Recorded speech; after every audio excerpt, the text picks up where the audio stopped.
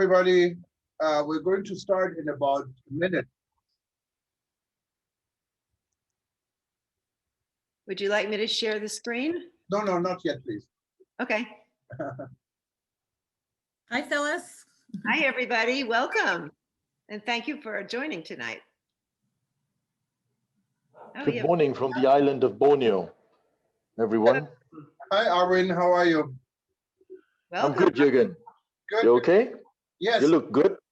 Borneo, you have like 10:30 in the morning, right? No, 8. No, it's 8:30. 8:30 in the morning. That's what it is. Yeah. Yeah, just Well, we're honored. had coffee. Thank Okay. you. Thank you so much.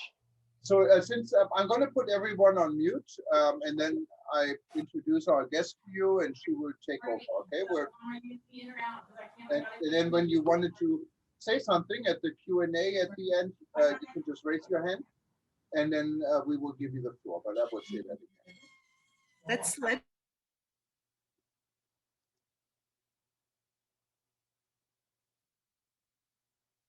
Aloha and good afternoon. My name is Jürgen Steinmetz, and I'm joining you from Livestream.travel and eTopo News in Honolulu, Hawaii. We're here this month to celebrate the launch of World Tourism Network. World Tourism Network is a new initiative and emerged out of the Rebuilding.travel discussion we started back in March when COVID-19 became a reality. Actually, it was started during the ITB trade show. And the ITB trade show, never happened in Berlin. But we had a team there, and we had some of the people who also got stranded in Berlin there. So this is when the discussion about COVID started, not knowing at the time how serious of a problem this would really get. Now, months later, World Tourism Network is launching in December with an official start on January 1st. So we had an entire month of introduction, so you get to know our members, you get to find interesting discussions. We can continue to discuss. And if this is your first session, just simply go to WTN.travel and you can click on the blue lounge event or a banner, or you can click on the menu. It's in red.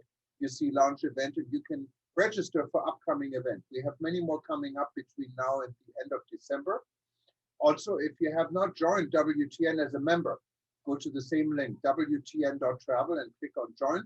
And if you're in a business and you wanted to present something, what is interesting to our global members, just let us know. It's on the same page. You can indicate it in the form. Currently, World Tourism Network has a little bit more than 1,000 members in 124 countries. And our goal is really to build this organization from the bottom up. That means we're introducing chapters, regional chapters. They could be in cities, in regions, or in countries, or even in a number of countries combined. And we're introducing discussion groups where we have an aviation group, we have an educational group, and there are a number already that signed up and are established. And we will get to work as soon as the new year starts. And we encourage everyone to be part of it. Our goal is to help the medium and small size businesses to recover after COVID-19. And really the concept is for the local chapters to support the local chapters, because many times there are local issues. If you get them on a broader scale, if you get them in the media, and we have our own media, eTopo News, then of course it becomes a more relevant issue, what helps everything and help sometimes speed things through the process. And that's what we wanted to do. But without further delay, I'd like to welcome Phyllis Stoller. She's with ECPS Consulting in New York. And she will take over from here, and she's introducing Boomer Woman Travel. So I'm curious to know what we're getting into today, but I like woman and I like boomer, so there you go. Well, thank you so much, Jürgen. And you're not welcome on our trips. I'm sorry to say that. So what I'm going to do is talk a little bit about who we are, why you should know our demographic, trends, where we go, what seems to be the future, And I'm going to use slides from our company. Our company is actually called the Women's Travel Group. The ECPS Consulting has a story behind it. We're the Women's Travel Group. We'll be 29 years old on January 21st, another important date in our nation.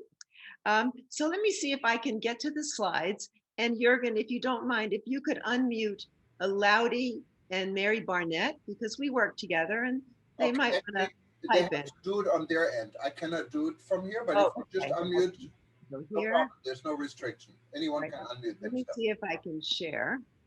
I'm going to ask her to unmute so something will pop up on the system now. Okay. Oh, success. Perfect. All right, let me bring this over here. So my first comment, underserved, very much underestimated market. All of these, by the way, are real pictures from our trips. They're not professional, they're not models. These are us ladies. Some of you might recognize yourself. The market for women's travel. I'll get back to this one. Every 7.5 seconds, another American turns 50. The boomer demographic is generally considered 50 to anything. When I say anything, I'm not going to mention specific people, but we have had on our trips women in their 80s. We've also had women in their 30s. And a typical woman in her 80s might have been a doctor who was one of the first doctors at NASA. So we're an unusual group besides being large. Half of us are still working. That's very different from our mothers and grandmothers. We are approximately 45 million strong, and now I'm only talking about women. We have the largest discretionary income for travel of any group, about 50% higher per person than the millennials, who are the ones always in the travel news. 75% of adventure, culture, and nature travel is women. And I should back up a minute and tell you, when we talk about the women's market, we're always using the word single, solo, alone. Close to half of the women who travel with us are married. So when we say solo, we don't mean single, as in not married or not in a relationship. The interesting thing about this market is we're the majority of the adult education courses we like to learn. We're the majority of volunteers in the United States. We like to help. And putting it in the guise of some of the big boys, Airbnb, Booking.com, and British Airways have recently talked about a noticeable rise in women traveling and women booking. So that's who we are. Less statistical, I have to mention that we are the first generation who did business travel, who did a junior year abroad, who joined the military and perhaps worked abroad. We're the first who did work abroad, including myself. We're the first who took a team tour. Maybe some of us were the first who did Europe on $5 a day. We are an innovative generation. Now, why do we travel? It's interesting. Some of this is statistical. Oh, here we are, by the way, in Sicily, in front of an enormous Greek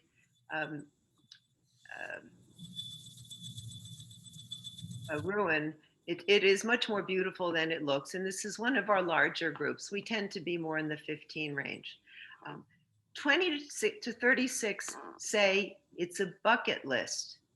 The bucket list, by the way, and Arvin, you'll be interested in this, is not always the Rome, Paris, London bucket trip.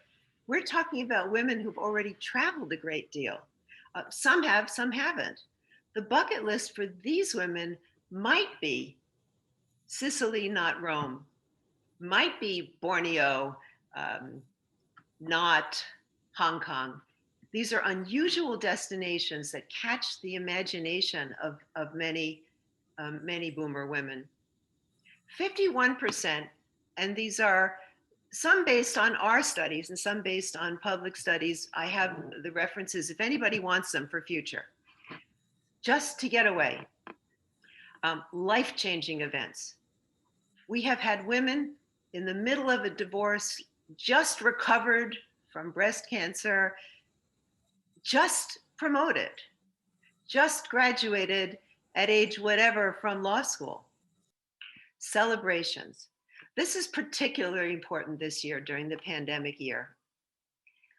For women in the boomer generation, and probably every generation, but more so for us, a birthday is very significant. A major birthday requires a major celebration, and we will get a lot of women celebrating their birthdays with us.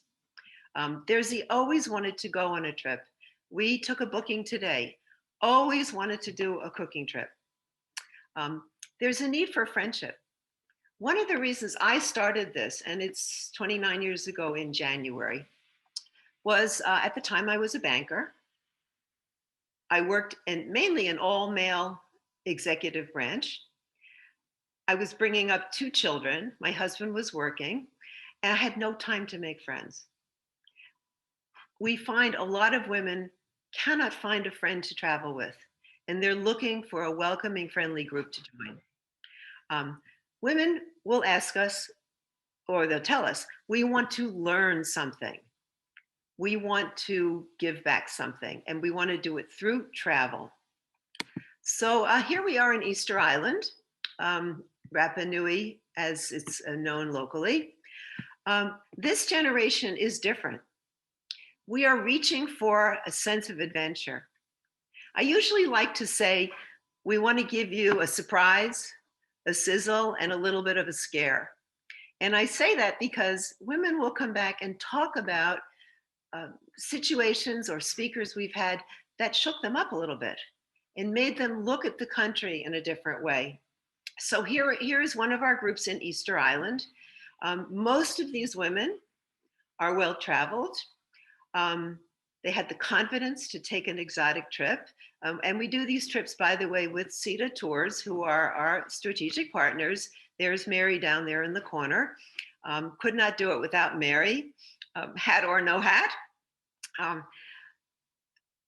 We're looking for conversation stoppers, a getaway from a boring time, especially now. I find it very interesting, by the way, that if you read up on Victorian travelers, women travelers, you will find that they traveled for many of the same reasons: to get away, to add some excitement, to avoid an emotional holiday. We do Christmas and Thanksgiving trips for that specific reason. And we try to place them in countries that are not normally associated with Christmas. Might be Morocco, might be Southeast Asia. So here we are, another slide. This was a lion that conveniently walked across the road for us in Namibia. We do look for new destinations. We find that the boomer generation will trust us in a new destination. This is Namibia, Western Africa, formerly German Southwest Africa. Jürgen probably knows that name. And this is how women shop. Most online shopping is done for women. Might be for clothes, it might be Amazon products, but most online shopping is done by women. I already mentioned that Booking.com and Airbnb have shown a big increase in women booking. A statistic thrown around a lot, and for many years now, is that 85% of travel is booked by women. We used to think that was the executive secretary booking, but now we know it's women booking for themselves. And women want details. interesting. I was looking up some statistics on women asking questions or not asking questions. And TripAdvisor came up with this amazing idea. They tell us that men will look at TripAdvisor and then move on. Women will spend up to a month going back and forth looking at that destination before they book a trip. And we find this also. Women want details. Women want to talk on the phone. Boomer women especially want us to walk through the trip day by day if necessary, and we're happy to do that. Boomers rely on reviews more than on social media. The one exception I would say is Facebook, and it is also pretty interesting. And I say this as somebody who is over 65 and who travels extensively alone, that Facebook advertising, and that's where we get a lot of our business from, demographic ends at age 65. So if you want to reach a demographic over 65, it's not available on Facebook advertising, which I thought was pretty interesting. So let's move on. And by the way, I should mention this about Namibia. We had a gardening journalist on that trip. I like to tell anecdotes. Stop me, Jürgen, if you think you don't want to hear them. She not only is a gardening expert, but she won a Pulitzer Prize for gardening articles. There is a plant in Namibia that doesn't grow anywhere else. It's 1,000 years old, and this woman and her friend booked that trip to see that plant. Of course, we knew this because it was the talk of the trip, and we all went to see this plant. I have to say, if you saw this in your yard, you would have yanked it out and thrown it in the garbage. But this woman went on the trip specifically to see this 1,000-year-old plant, and I cannot give you the name. Moving on to exactly who are we? Mary had me change this because it used to be said, and I should back up and mention that statistics on women traveling and boomer women traveling are few and far between. The CDC has some. Here and there, you'll pick up something that might be 5 or 8 years old. So putting all that together, here's a quick look at the boomer woman. Most, besides the size, the age, and I've already mentioned the age is ageless. Over 50% are still working. We're more independent than our mothers and grandmothers. Most of us, and I say this as the traveling woman, have some college, not all. I can recall a woman who booked a trip with us who said, I hope he'll accept me. I drive a yellow school bus, and I do it because every year I have enough money from it to take one trip. So we're not saying everybody's college educated, but quite a few are. Women travelers tend to be more religious. Women travelers in the women's travel group tend to be somewhat politically active. And making it more difficult to reach, not as technical as millennials and Gen Xers are. There are a lot of new areas for tourism. We are always looking for new areas. And I will tell you, the minute we put up a new area, I think Mary will agree with me, it will sell out. Because women are looking for that little bit of scare, that little bit of sizzle, and a new place that they feel they will be safe in. One of the ways, for instance, we'll find new places is I do go to the London travel market, and I look at where the Europeans are traveling now. That is where Americans will be traveling in 5 to 8 years. So for instance, here, Ethiopia. I should tell you a little bit about our speakers. and why a speaker is important to a boomer woman traveler. We want to see the other side of the country. We don't want another travel brochure. We want to hear the negatives, the grittiness, the challenges. We want to be part of that. So for instance, in Ethiopia, we had two speakers. They were two gentlemen who had been in jail together as part of the opposition party. And they talked to us about the effect it had on their families. In Albania, we had a gentleman from a formerly State Department, now freestanding economic development organization.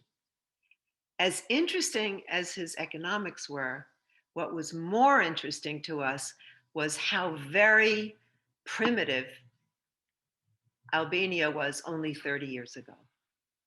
So we try to be different. We know the boomer woman is looking for different as long as she feels safe. Here we are in the Yucatan. Mexico is around the corner. Very few American companies do cultural and historical trips to Mexico. And we believe and have seen in our experience that women are interested in Mexico. It has an excitement, a spiritualism, a culture, a beauty, the food. I did not mention before the importance of food for the woman traveler. And I'm going to say it in a different way. On the average tour, food is featured as 3 times a day of a feast. For most women, even though we like to eat well, we are not interested in a 3-hour lunch. We want to use the time to do sightseeing, to see something, to learn something. And so I think the travel industry should listen to that, because that's where women are. Here we are. Some activities that attract a woman traveler. A way to make friends. A way to gel the group. That way might be having a speaker who's a human rights worker in Chile and worked under Pinochet. That might be listening to a woman who lives in Palermo, Sicily, and tells us about getting divorced from a Sicilian man. We like to learn skills. We like to learn. I think during this pandemic, we've all kind of looked back in our closets. What do we have that we can make something with, learn something from, cook, sew, do something? So here we are making, I can't see exactly what it is, but we're in Tuscany and we're making something delicious. The pandemic has brought some new themes to travel. One is definitely cooking. One is learning that you can walk around in a t-shirt and sweatpants and sneakers and nobody cares. Another is, and we see this right now, just beginning now, maybe it's because of the announcement of the vaccine, first-time travelers saying, I'm not waiting anymore.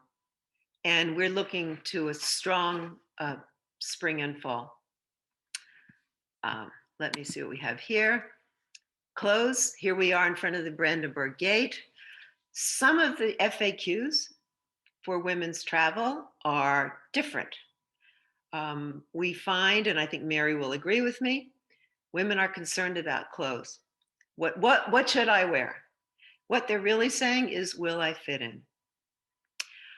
Special food needs, gluten-free, salt-free, sugar-free, don't want to eat too much, don't want to gain too much weight. Women will always ask who's in the group. Am I the oldest? Am I the youngest? Am I the least traveled? I have a great example for that. For those of you who might have remembered Susie Gershman, she wrote the Born to Shop travel books for Arthur Frommer. Susie and I were friends, and we used to do trips for Susie. So we had a woman wanted to go on a trip, could not commit, could not commit. I finally got it out of her. She said, I'm a size 14. Do you think nobody will like me? So we had to explain to her that Susie Gershman, who's unfortunately has passed away, was 5'10" and wore clothes like Omar the tent maker. So, will I be left alone? Something new, and I don't know if other travel companies are experiencing this. We are getting questions. Can my children talk to you before I book this trip? It's very interesting. It's a family endeavor now. Will I have Wi-Fi all the time? My children want to call me. I want to call them every day. It's a new phenomenon arising from the sort of nervousness of the last year. What if I don't want to do something? This is where the details come in. What if I can't? What if I don't want to walk on cobbles? What if I don't want to walk into that Mayan village because I'm uncomfortable voyeuring on somebody's life? We get a lot of interesting questions. So other tours, you can see it's a great variety, primarily more colorful, or trips of a lifetime. And I would put Egypt, India, Morocco, Easter Island in that trip of a lifetime scenario. So I'd love to answer some questions. And I'd love to say that we welcome everybody. We discriminate against nobody. We find travel a great unifier. And I always say at the beginning of a trip, there are lots of pieces of the puzzle. By the end of the trip, there's a picture made from the pieces. And we hope everybody takes that picture home with them and enjoys it for a long time. So here we are in Italy, another trip there in Bari, again, new destination for most Americans. So that's pretty much what I want to say. And I'm happy again to share with anybody some reading lists or book film lists. And maybe I should let you in on a little personal secret. And I'll finish with this. If you go back and watch Fun with Dick and Jane, and this is the one with Alec Baldwin and Tia Leone, you will find the travel agent's name is Phyllis. And why is that? Because my son wrote that movie.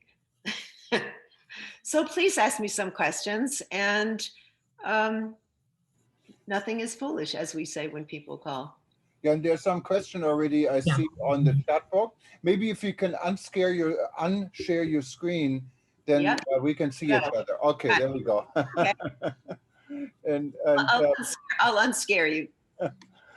So I think there's Diana in Jamaica. Yeah. We all know Diana. She had a question. Hi, Diana. Welcome. Yeah, hi. Yeah, I'm very excited about the women travel because we've been doing that on a small scale in Jamaica.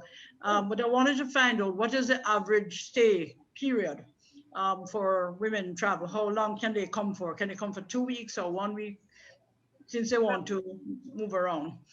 Well, our tours our tours are all overseas.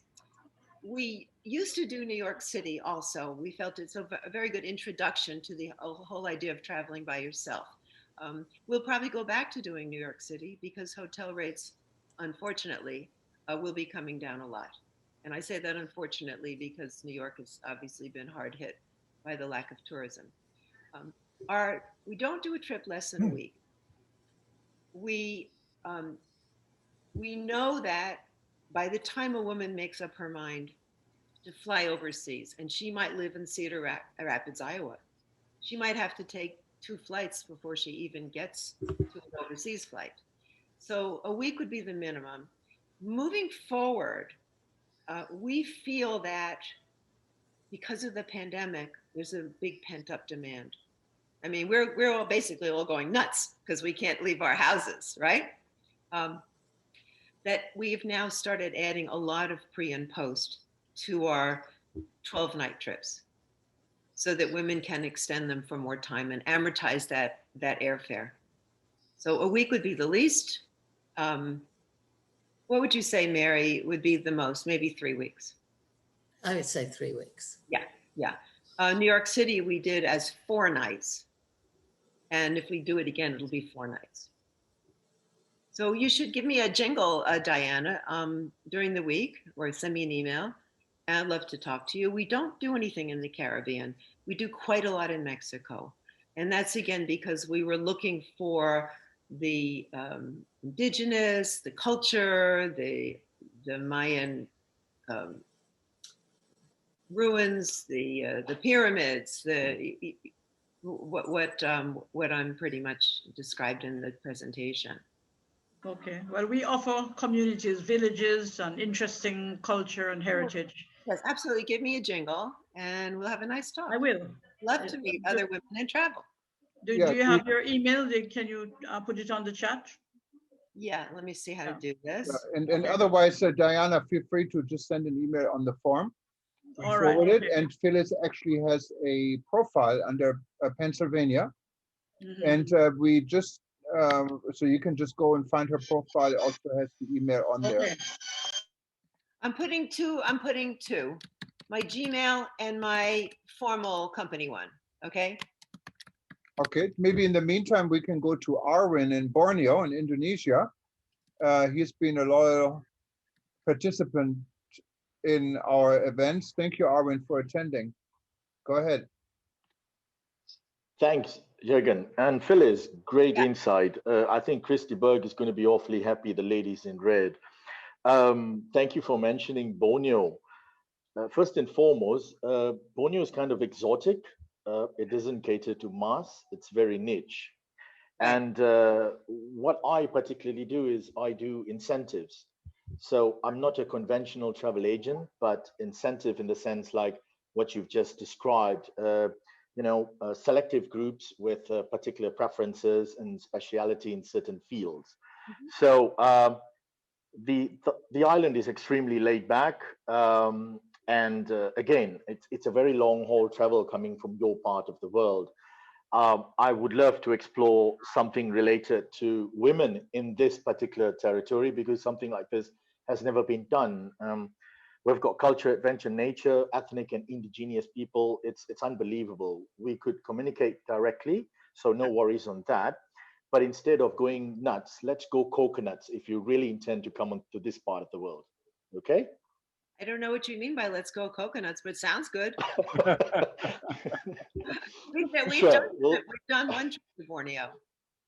Okay, which part? Well, we packaged it up with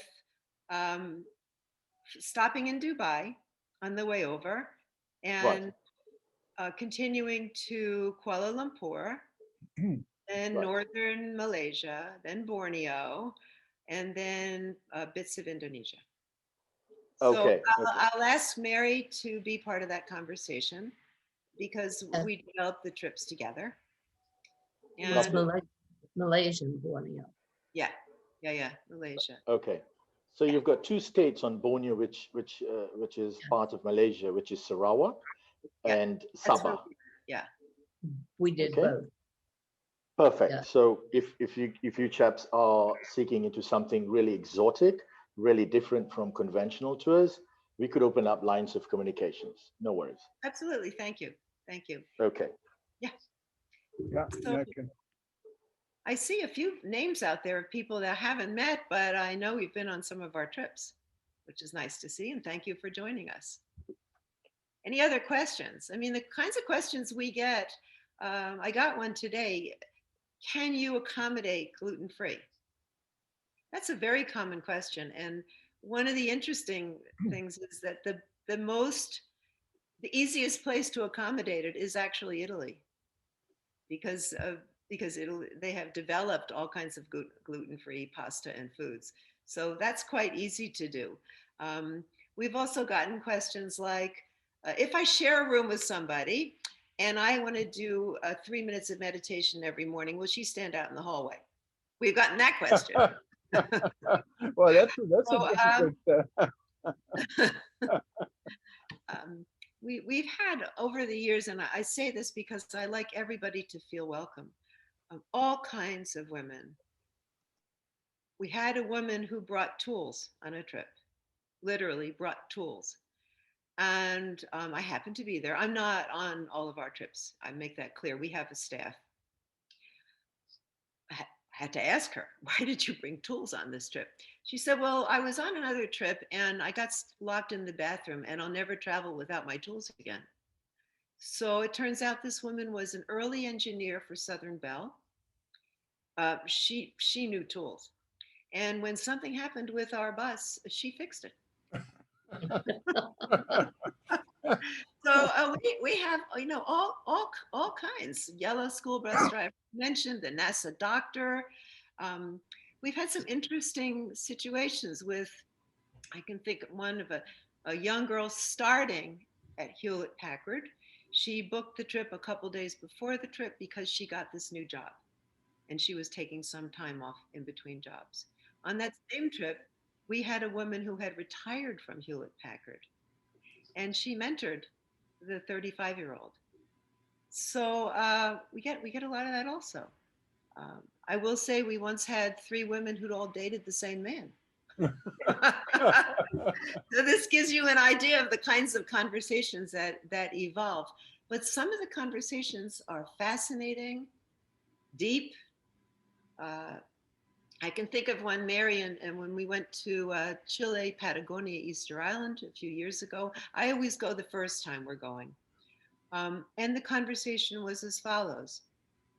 How can we, as a group of intelligent women, who are both Democrats and Republicans, start a conversation that can go somewhere? And we decided to start the conversation with, we are all committed Americans. So we've had some serious conversations and we've had lots of fun. We've learned a lot. We've also given back a lot. And I will say that one of the proudest parts of being in this business, and I thank you, Jürgen, for developing this international connection, is learning to understand what's happening in another country, then do your little bit to help change it. And I can give 100 examples of where this has happened with women and why women feel this should be part of a trip. So, anybody else want to ask a question? Yeah, Phyllis, hi, it's Lottie. Hi, Lottie. Hi there. First of all, thank you, Phyllis. I never tire listening to you. It's wonderful. And I wanted to share with everyone on behalf of WTG that, of course, you are Safe Travels certified by WTTC through CETA. And that also includes Tour Care, which is sponsored by USTOA. So I thought it was important to mention to the audience that, yeah, we are very focused on protocols and the requirements for health and safety as we travel into 2021 and to 2022, and that, your clients should feel very comfortable and very safe traveling with WTG, because we've really focused on, earning those stamps, earning those certifications. We've vetted all of our suppliers in quite a bit of detail. So I wanted to share that as well. Thank you for mentioning that. I should tell everybody out there that how many years have we been working together now? Oh gosh. And Phyllis, I think I met you back in, was it 2006? Maybe I met you. I started, my first company was sold to a large tour company. And I I think I met you. Oh, don't even know. Time has no meaning, especially now. Who Yeah. knows what day? Who even knows what today's date is? Except me, because I knew the Zoom was tonight. Yeah. Exactly. So we started in 2012. It's like endless jet lag. Yeah. Yeah. Yeah, no, it's been a long time. And if you out there want to look at cetatours.com, you will be very impressed. So we've had a long relationship, traveling in a lot of exotic places where you have to trust your colleagues. So let me see some more things in the chat. Let's use chatting with us. That's a private. Oh, what about Australia? You know, we've tried a lot of different places. Some of this is what we're hearing, right? Some of it is this. Some of it is this.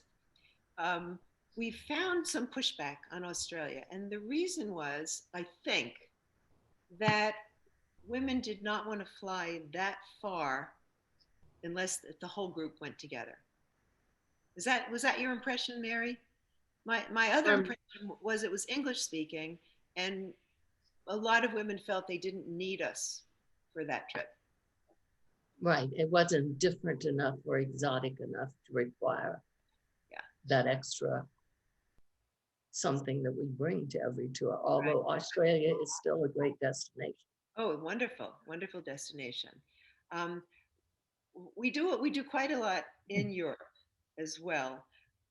Again, the trip itinerary will not just be your ABC. It'll be interesting city, interesting countryside. Again, with the idea that perhaps you're comfortable going to London by yourself, where I lived for many years, but you might not want to travel around the countryside by yourself because you don't know where you're going or the distances or so forth. So certain places we feel, and I say this also because I'm Mary Loudy and we are the traveler. We are the typical traveler, maybe a little more experienced because we're in the industry. But there are places we really want to go, not going to go alone. I'm wondering, Phyllis, well, we have affiliation, and I'm on the board actually also of the African Tourism Board. In Africa, you have 56 countries, I believe, very diversified. Some countries are very well now I'm talking about normal times, not COVID times, very well equipped for tourism. Others are in the beginning stage, others are not. But you offer trips to Africa, or you would be looking at Africa? I know we have a lot of members who probably would love to talk to you. I think I just gave a talk about the boomer generation to the Africa. Right. Yeah. Is there besides we've done quite a lot. Right. So I'll do a circumnavigation of the continent, which is easier. We've done trips to Senegal and Gambia. Okay. We have been to Timbuktu many years ago. I've been there too, yeah. To Mali. And when you said Timbuktu, half the people said, "Are you out of your mind?" The other half said, "When are you going?" South Africa, Namibia. So you've been all over. I just wanted to clarify, but I listened to your presentation, of course. Oh, thank you. But I was just wondering because there is a lot. Mary can come up with some more places: Madagascar, Morocco, Egypt. Wow. The interesting thing in Kenya, when you talk about Wi-Fi, there's Wi-Fi throughout the country. Very, very good Wi-Fi. And we've been to Ethiopia. We've been to I'm going to forget its name now. It used to be Upper Volta. It's Burkina Faso. Burkina Faso. We've been there. We've been to a lot of places. I will say that going to Timbuktu was an experience of my personal life. And unfortunately, one can't go there now because of... not safe right now. It's not safe. Yeah. I will share with you a quick note. We on the trip was a woman named Jane Wooldridge, who was president of SATW last year. Jane's a journalist, and she went on the trip to Mali. We were transported out to a cliff, a vast African scene. On the cliff, 100 dancers came out and danced for us. If I could move my computer around, I could show you a mask that one of them was wearing. We all sat down on rocks. They prepared to dance. They had headdresses on that were 15 feet high. Jane and I leaned against a rock because it was hard sitting on a rocky escarpment. The chief came over and nudged us. We thought, nice, friendly. He nudged us again. We thought, very friendly. Then he said in French, "Would you and your friend please get off the sacred rock?"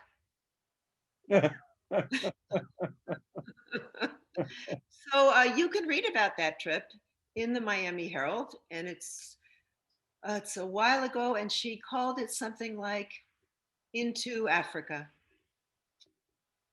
So yes, we got to Timbuktu. I think Timbuktu must be an experience for a lot of people. I can tell you my little story when I went to Timbuktu. I took Air Mali from Bamako. And Air Mali was actually off limits for Americans at the time, or for American embassy people. And there was a reason. We took off with a 6 or 7 hour delay. And I saw the plane. It was standing literally right in front of where we were standing at this airport. And I saw the pilot, I saw the flight attendant. So finally I just opened the door, walked out to the tarmac. It wasn't that much of a security there. And I said, "So are we going to leave?" They said, "We're just waiting to sell one more ticket." I said, "One more ticket?" I said, and I said, "Yeah, for tomorrow's flight is fine, but we need to sell it one more ticket because we have to pay for the fuel."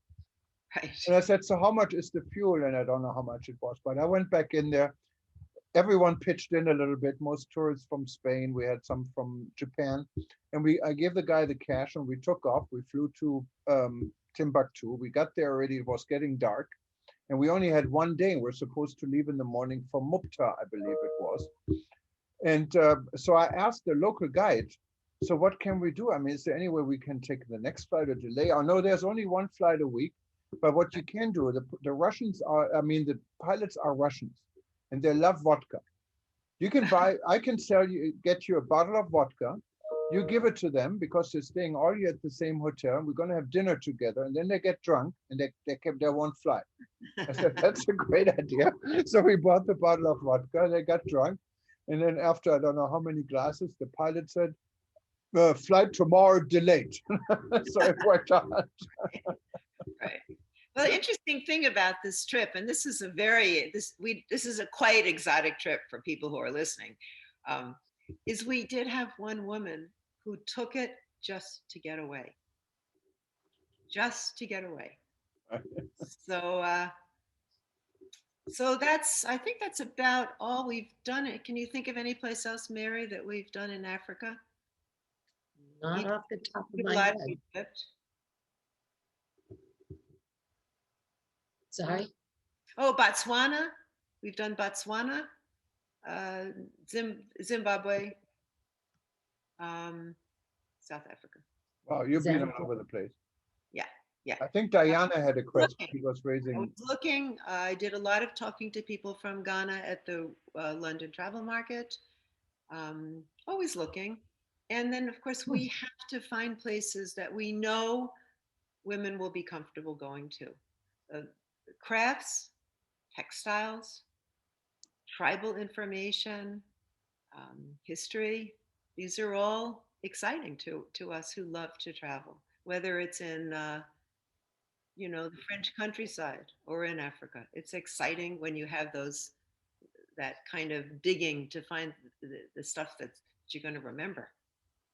So let me see, there's something here. I think Diana raised, she didn't click on the button, but I think she raised her hand. Right. I just wanted to share that we have a 2-week community tourism study tour where you have 5 days of entrepreneurship training, which is certified by our University of West Indies Open Campus, and then 5 days of visiting communities. And at the end of it, they get a certificate that they have completed a study tour of Jamaica and or the Caribbean, because we do this for the whole Caribbean. Is that something that we could introduce to you? Well, we should talk about it separately. Yes, I will. I just thought I'd mention it. Open-minded. I should mention, we've done a lot of private groups also. Yeah. And it is fascinating which groups of women do get together. We had one group, they're all Hispanic, and they come from South Florida and South America. And about every other year, they do an exotic trip.